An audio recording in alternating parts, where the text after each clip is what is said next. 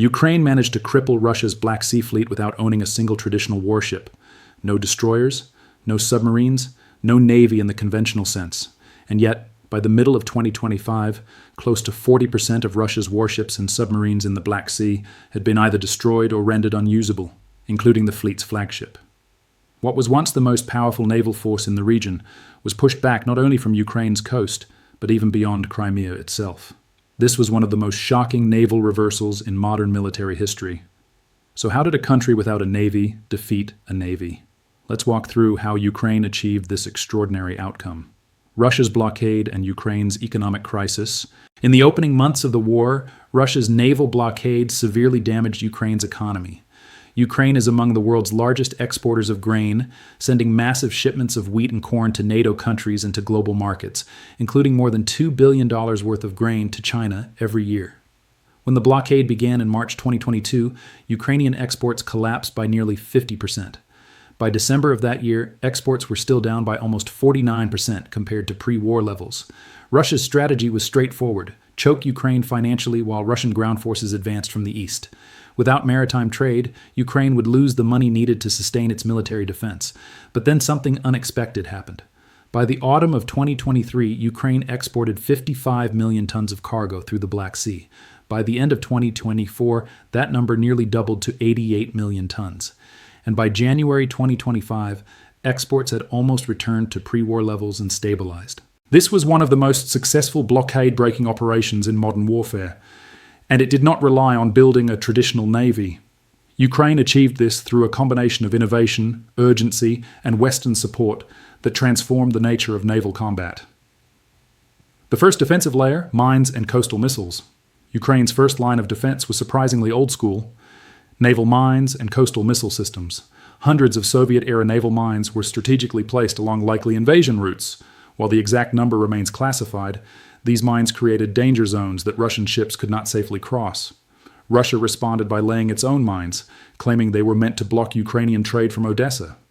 Both sides accused each other of releasing mines into international waters. Regardless of who deployed which mines, the result was the same. Ukraine successfully denied Russian surface ships access to key coastal areas. For longer-range threats, Ukraine relied on its upgraded RK-360MC Neptune coastal defense system. The Neptune missile's extended range allowed Ukraine to potentially strike targets across nearly the entire Black Sea. Combined with short-range coastal artillery capable of hitting targets dozens of miles offshore, Ukraine formed what military planners describe as a defensive triangle: mines, artillery, and missiles operating together. But this defensive system was only the beginning. The drone revolution at sea Ukraine then introduced something far more disruptive: unmanned naval drones. These sea drones became one of the fastest and most effective military innovations of the war. The Magura V5 emerged as Ukraine's primary ship-killer drone. This small vessel-shaped drone can travel up to 500 miles and operate for as long as 60 hours. It cruises at about 22 knots, roughly 25 miles per hour. Most importantly, it can carry a 440-pound explosive payload, detonating when it strikes an enemy ship. The drone transmits live video to operators hundreds of miles away, allowing it to conduct both reconnaissance and attack missions. A Ukrainian intelligence commander explained their strategy clearly. Instead of relying on one powerful strike, they launched swarms of drones, delivering 5 or more impacts on large ships to cause catastrophic damage. It was the naval version of the quadcopter drone tactics already dominating land warfare, but with 20 times the range. Sea Baby, the heavy hitter. Alongside the Magura V5, Ukraine deployed the Sea Baby drone, which functions as heavy naval artillery. The newest version carries nearly 1,900 pounds of explosives, reaches speeds of 56 miles per hour, and can operate up to 620 miles from its launch point. That is nearly 4 times the explosive power of the Magura V5. The Sea Baby is designed to destroy stationary targets such as docked ships, ports, and shipbuilding facilities. In June 2024, Ukraine revealed another drone called the Stalker 5.0, a smaller and stealthier craft mainly used for transport, but capable of carrying 300 pounds of explosives when needed. These were not simple remote-controlled boats. They were intelligent weapons platforms equipped with thermal imaging and electronic warfare systems. Russian sailors were forced to fire blindly into dark waters, while Ukrainian operators watched high-definition video feeds from hundreds of miles away. Air defense from the Sea Ukraine then rewrote naval warfare rules once again. At the end of 2024, A Magura V-5 destroyed a Russian Mi-8 helicopter and damaged 2 others in separate attacks. This marked the first documented case of an air-to-air missile being launched from an unmanned maritime drone. The missile used was the Vimpel R-73, originally designed for fighter jets. By adapting this launcher to a boat drone, Ukraine could threaten Russian aircraft without risking its own fighter planes. In May 2025, modified Magura V-5 drones reportedly shot down 2 Russian Su-30SM fighter jets near Novorossiysk using AIM-9 Sidewinder missiles, $50 million jets destroyed by drone boats, the next-generation Sea Baby. In October 2025, Ukraine's security service unveiled an upgraded Sea Baby platform. It now uses Starlink-based communication systems with multiple backup links for redundancy. The new model features AI-assisted navigation and targeting, extends its range beyond 930 miles, and increases payload capacity to 4,400 pounds. It can now carry explosives, mines, machine guns, anti-air turrets, and missile launchers. Together, Ukraine's drones, mines, and missiles created a feedback loop. Each successful grain shipment funded more drone production. More drones destroyed more Russian ships. More destroyed ships made shipping lanes safer. Russia's blockade strategy backfired completely, becoming a catalyst for Ukrainian innovation instead of Ukrainian collapse. Crimea and the Kerch Bridge, Ukraine's naval transformation went far beyond protecting trade routes. In June 2025, Ukraine launched its 3rd major attack on the Kerch Bridge, planting more than 2,000 pounds of explosives at its base. The bridge connects Crimea to mainland Russia and symbolizes Putin's effort to permanently integrate the peninsula. More importantly, it is a critical supply route for Russian troops in southern Ukraine. Defending the bridge forces Russia into a dilemma: protect every meter of it or rely on slower, more dangerous land routes through Donbas, which are constantly under attack. Sevastopol, the strategic heart. Sevastopol had been the headquarters of Russia's Black Sea Fleet for centuries. After Crimea's annexation in 2014, it again became Russia's primary naval hub. Ukraine's long-range drones placed every ship and building in Sevastopol at risk.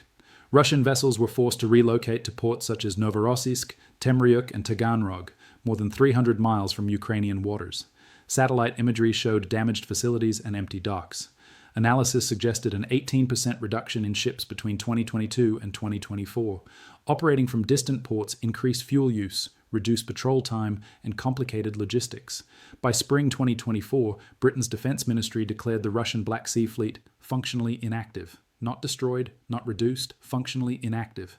Strategic consequences.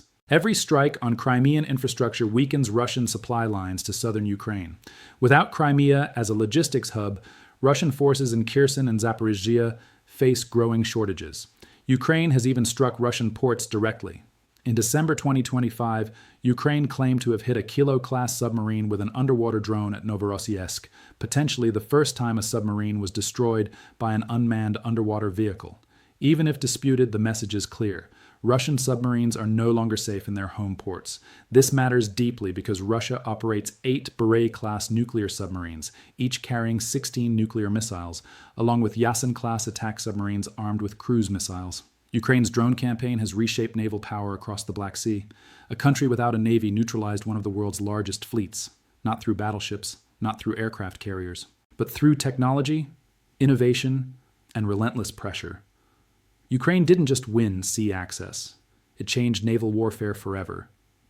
The U.S. Office of Naval Intelligence ranks Russia's Yasin-class submarines among the hardest nuclear submarines in the world to detect, even more elusive than many Chinese designs. On paper, they represent a serious danger to NATO naval forces. Yet there is a striking contradiction in this war. Despite possessing some of the most advanced submarines on Earth, Russia has barely used them in a meaningful way against Ukraine. The explanation is simple. Ukraine does not operate a blue water navy. It has no aircraft carriers to threaten, no destroyer squadrons to hunt, and no massive maritime supply convoys to intercept. There are no high-value naval targets that justify the use of Russia's most sophisticated undersea weapons. The geography of the Black Sea also limits submarine effectiveness. Unlike the deep Atlantic or Pacific, the Black Sea is relatively shallow. Submarine movements are easier to track, and the narrow Turkish straits form natural choke points that make covert deployment extremely difficult. Most importantly, Russia's nuclear submarines are not built for this kind of war. They are designed to deter NATO, not to fight a regional conflict against a country without nuclear weapons. Vladimir Putin understands that launching nuclear missiles at Ukraine would instantly trigger NATO retaliation and risk a global nuclear catastrophe. As a result, Russia's most powerful naval platforms remain largely sidelined. When they do participate, it is usually through cruise missile launches, missions that could just as easily be carried out by surface ships or ground-based launch systems. In this conflict, submarines serve one purpose: deterrence against Western intervention. They are not practical instruments for defeating Ukraine. This exposes a deeper mismatch between Russia's naval doctrine and the reality of modern warfare. Russia built its fleet to confront NATO carrier strike groups, not to support a land invasion of a neighboring country. And nowhere is this disconnect clearer than in the condition of Russia's aircraft carrier force. At one time, Russia possessed several aircraft carriers. Over the years, most were sold off to other nations. China and India both purchased decommissioned Russian carriers and rebuilt them into the foundations of their own naval aviation programs. Only one carrier remained in Russian service, the Admiral Kuznetsov. This ship was supposed to symbolize Russia's status as a global naval power. Instead, it has become an emblem of decline. In mid-2025, reports surfaced suggesting that Russia may scrap the Kuznetsov entirely rather than complete its modernization. Think about that for a moment. A major world power may voluntarily eliminate its only aircraft carrier, leaving it with none at all. The Kuznetsov entered service in 1991 and has been unusable since 2017. It was sent for what was meant to be a short overhaul after operating off the coast of Syria. Instead, years of accidents, fires, and corruption have kept it trapped in dry dock. Analysts now describe the ship's condition as extremely poor. But the deeper issue is not the hull, it is the human factor. 8 years without operational carrier flights means Russian naval aviation has lost much of its trained workforce. Carrier pilots must constantly practice complex landing and launch procedures. Without regular training, those skills vanish. Even if the Kuznetsov somehow returned to service tomorrow, Russia would need years to rebuild a functional air wing. The only shortcut would be training Russian pilots on foreign carriers in China or India. But there is no evidence that this is happening. This leaves Russia far behind every major naval power. The United States operates 11 nuclear aircraft carriers. France, Britain, and China all maintain active carrier fleets. Russia now risks becoming the only great power with none at all. Some might argue this reflects a strategic decision to focus on land-based aviation instead. But the reality appears harsher. Russia no longer seems capable of sustaining carrier operations after its losses in Ukraine. This decay spreads across the entire Russian naval industry. According to the Jamestown Foundation, Russia's main shipbuilding corporation has reported hundreds of millions of dollars in losses despite claiming billions in revenue. Modernization efforts continue on paper, upgrading cruise missiles, installing more efficient engines, but these programs are scattered across fleets that play no role in the war. Ships meant for the Baltic and Pacific fleets absorb resources, while vessels needed in the Black Sea remain damaged or unusable. Many warships spend more time in repair yards than at sea. Spare parts are missing. Maintenance is substandard. Funds disappear through corruption before they reach production lines. Contractors are trapped in a system of centralized control and endless approval delays. They are paid below market value and forced to operate with shrinking budgets. The result is predictable. Equipment fails when it is needed most. But Russia's problems are not only technical, they are geographic. Russia does not have a single unified navy. It has 4 separate fleets: the Black Sea Fleet, the Baltic Fleet, the Northern Fleet, and the Pacific Fleet. These forces are separated by thousands of miles and cannot support each other. Moving warships between these fleets during wartime is almost impossible. Turkey controls the Bosporus and Dardanelles under the Montreux Convention. During conflict, Turkey has the authority to block warships from passing between the Mediterranean and the Black Sea. That means Russia cannot bring ships from other fleets into the Black Sea to replace losses. Only vessels already assigned to Black Sea ports can operate there. In the Baltic, NATO expansion has created new choke points. Finland and Sweden's membership means Russian ships would face missile batteries along the Finnish and Estonian coasts and silent Swedish submarines in narrow waters. The Northern Fleet operates in the Arctic and focuses on nuclear deterrence. It cannot contribute to Ukraine operations. The Pacific Fleet is separated by the entire Eurasian landmass. This fragmentation means that when the war began, Russia's Black Sea Fleet represented the total naval power available for that theater. Every ship lost was irreplaceable in the short term. NATO, by contrast, can move forces freely across oceans. U.S. carrier groups deploy from the Atlantic to the Mediterranean.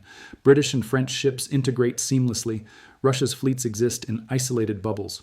Ukraine exploited this vulnerability with devastating effectiveness. So what lies ahead for Russia's navy? The truth is that Russia's army and air force are so consumed by the war in Ukraine that naval development has become a low priority. Building ships takes many years and enormous resources. Russia does not have either.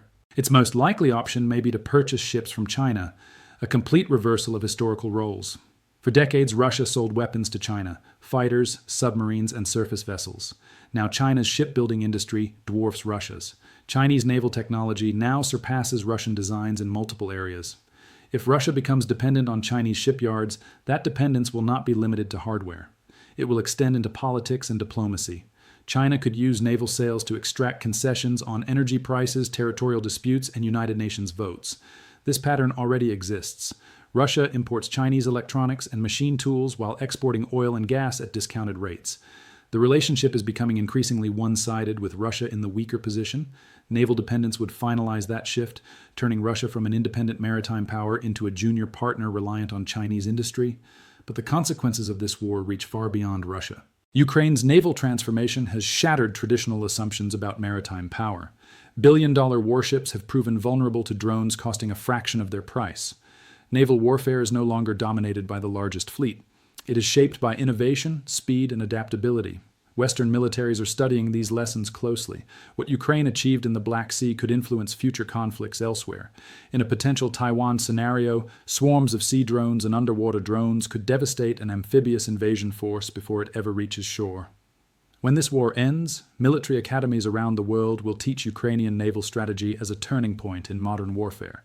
It will stand as proof that asymmetric tactics can defeat superior numbers, that necessity fuels invention, and that adaptability wins wars. Russia's Black Sea Fleet did not merely lose to Ukraine. It lost to a new era of warfare. That future arrived not from massive shipyards or billion-dollar budgets, but from engineers working in garages under constant bombardment, assembling drone boats from jet ski parts and commercial electronics. Ukraine demonstrated a simple truth. You do not need a navy to win a naval war. You only need to outthink your enemy. But through technology, innovation, and relentless pressure, Ukraine didn't just win sea access. It changed naval warfare forever.